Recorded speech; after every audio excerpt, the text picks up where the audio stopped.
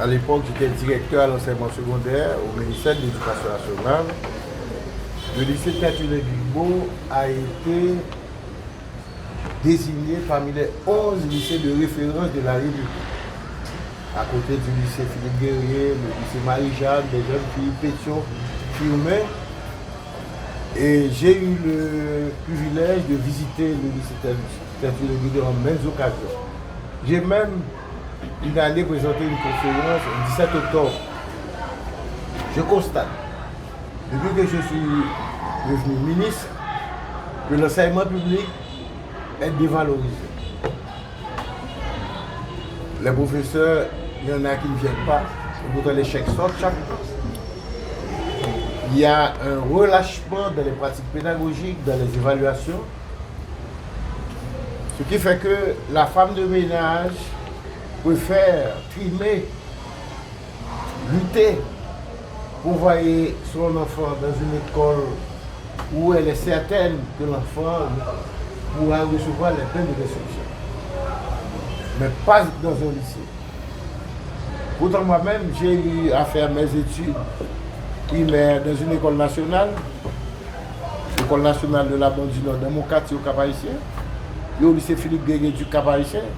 À l'époque, il n'y avait qu'un lycée pour deux départements, Nord et Nord-Est. C'était également pour le Nord-Ouest parce que dans ma classe, il y avait des élèves venant de Ansa-Folleur. C'est pour vous dire que j'accorde beaucoup d'importance au fonctionnement des lycées et aux pratiques pédagogiques. Maintenant, j'ai constaté quelque chose qui se passe dans les lycées également. C'est lié au programme du nouveau secondaire. Le nouveau secondaire, ce n'est pas la réforme. C'est l'actualisation des programmes. Voilà pourquoi on parle de nouveau secondaire. Pour les adapter à la réalité qui nous environne, la Caraïbe, l'Amérique latine. Ce qu'on donne dans les écoles, il faudrait que le jeune haïtien puisse avoir une formation équivalente. Parce qu'il y a qui voyagent, qui reçoivent des bourses pour étudier à l'étranger. Je constate que ce soit dans le département de l'Ouest, dans le département du Nord, du Nord-Est, de la Grande-Anse, dans le Sud, la série la plus privilégiée par le directeur d'école, c'est le SVT, Sœurs de la vie et de la terre. Et quand on analyse les résultats au bac, il est logique que les élèves échouent, parce que les conditionnalités d'apprentissage ne sont pas là. Donc je vais demander au nouveau directeur d'adresser ce problème. Il y a 4 séries. Il y a sciences économiques et sociales, sciences mathématiques et physiques, sciences de la vie et de la terre, et puis il y a langue, lettres, art. Quand on a eu à choisir cette série, c'était que l'acquisition de langue, la question du multilinguisme, est un facteur qui peut permettre aux jeunes d'aller vers une certaine mobilité dans la région, d'une part. Mais sur la question artistique, dans chaque famille haïtienne, il y a un artiste, chanteur, musicien. Je vous parle en connaissance de cause parce que je suis président de l'Orchestre Tropicana d'Haïti. Donc je m'y connais.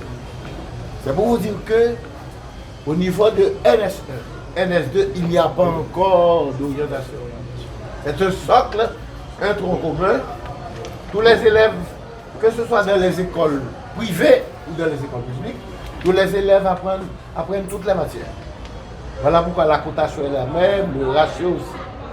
C'est à la fin de l'évaluation de NS2, donc du secondaire 2, qu'on verra en fonction de la performance de l'élève.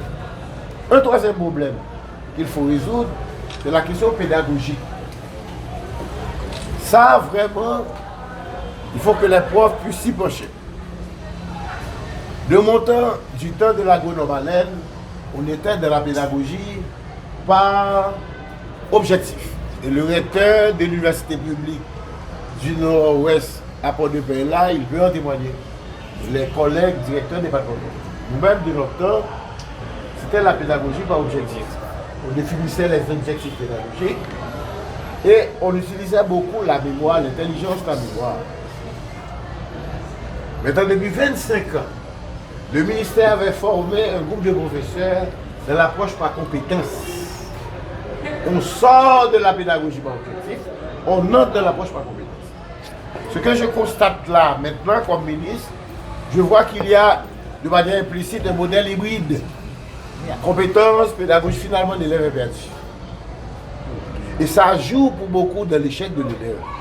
Il ne sait pas s'il est dans l'approche par compétence, il n'est pas voulu. La réalité est que les directeurs d'école ne cherchent pas à maîtriser les outils, les approches, les techniques de l'approche par compétence. Par l'approche par compétence, dans les examens, ce qu'on cherche à évaluer, ce n'est pas la capacité mémorielle de l'enfant, mais sa logique, son jugement, son bon sens. Ça ne sert à rien que l'élève connaisse toutes les formules de mathématiques par cœur.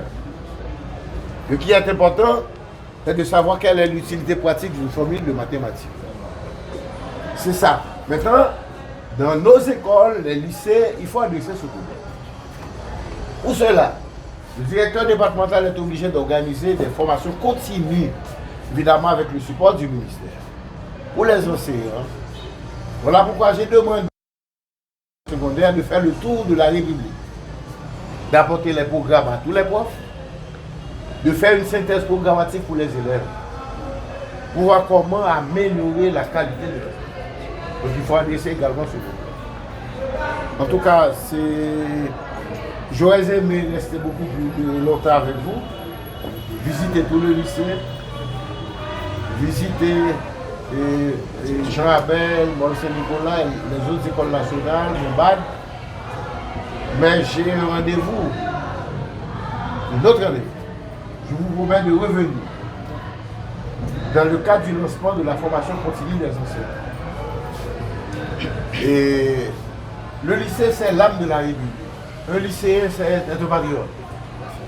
Or, qu'est-ce que tu as constaté? Le pays ne forme plus de patriotes. On va faire un patriote encore. Tout jeune qui est examen, c'est petit frère nous, petit cousin nous, vous dans l'école, ça aussi tout. On confond l'autre bagage, l'autre pays, l'autre éducation.